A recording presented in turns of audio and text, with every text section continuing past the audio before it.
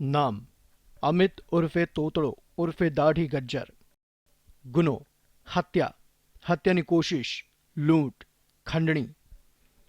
ગુનાની દુનિયામાં કેટલાક લોકો પોતાનું નામ કમાવવા માટે ગુનાઓની જાણે કે હારમાળા સર્જી દેતા હોય છે.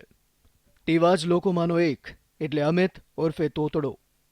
એસઓજીના અધિકારીઓની વચ્ચે ઉભેલી અવસ્થામાં દેખાઈ રહેલો આ મધ્યમ બાંધાનો એ જ આરોપી છે જેણે બનાવ્યું છે ગુનાની દુનિયામાં પોતાનું એક આગવું નામ. અમદાવાદ એસઓજીએ બાતમીને આધારે એક પિસ્ટલ અને 10 રાઉન્ડ જીવતા કારતૂસ સાથે અમિતની ધરપકડ કરી છે. ધરપકડ બાદ પૂછપરછ કરતા આરોપીએ પોતાના ગુનાની કરમ કુંડળી ખોલી દીધી, જે સાંભળી અધિકારીઓ પણ દંગ રહી ગયા.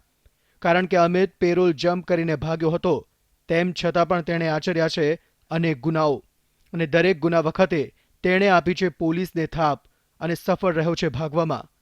પણ કહેવાય છે કે આરોપી કેટલો પણ શાતિર કેમ ન હોય, કાયદાના સાણસાથી તે નથી બચી શકતો.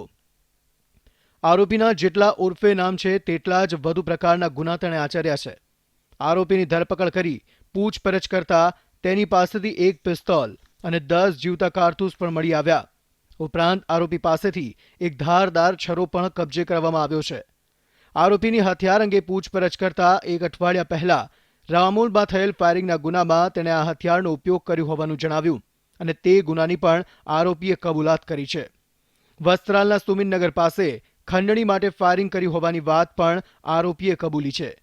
આરોપીને ઝડપી તેની પાસેથી એક પિસ્તોલ, 10 રાઉન્ડ કારતૂસ અને એક છરો કબજે કરાયો છે. પિસ્તોલ દ્વારા તેણે રામોલમાં ફાયરિંગ કર્યું અને છરા વડે પણ તેણે એક ક્રાઇમ કર્યું હોવાનું જણાવ્યું છે. અમિત પાસેથી એક બાઇક પણ પોલીસે કબજે કરી છે. જે ગૌતમ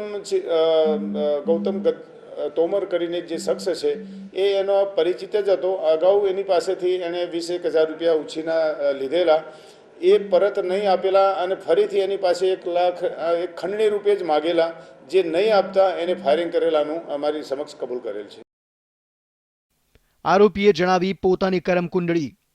આરોપીની પૂછપરછ કરતા તેણે પોતાની કરમ કુંડળી રજૂ કરી, જેમાં વર્ષ 2013માં નરોડામાં અલ્પેશ સોલંકીની હત્યા તેણે કરી હતી, અને વર્ષ 2014માં તેની ધરપકડ પણ આ મામલે કરવામાં આવી, અને વર્ષ 2016માં 12 દિવસના વચગાળાના જામીન મેળવીને તે ફરાર થઈ ગયો હતો.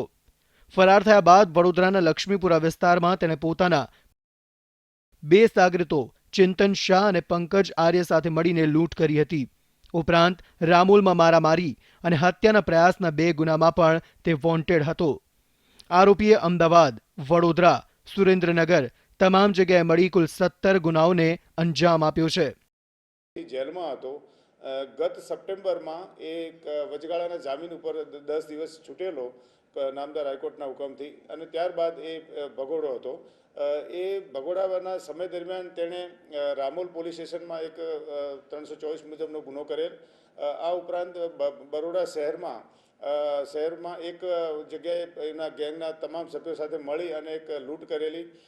આ ઉપરાંત ગઈ 31 માર્ચના રોજ રામોલ પોલીસ સ્ટેશનની હદમાં નિરાંત ચોકડી ઉપર એક ગૌતમ નામના શખ્સ ઉપર 3 રાઉન્ડ ફાયર કરેલ. કોણ છે અમિત ઉર્ફે તોતડો? અમિત ઉર્ફે તોતડો ઉર્ફે દાઢી ગજ્જર અમદાવાદના અમરેવાડી વિસ્તારનો રહેવાસી છે. વર્ષ 2013થી તેણે ગુનાની દુનિયામાં એન્ટ્રી કરી.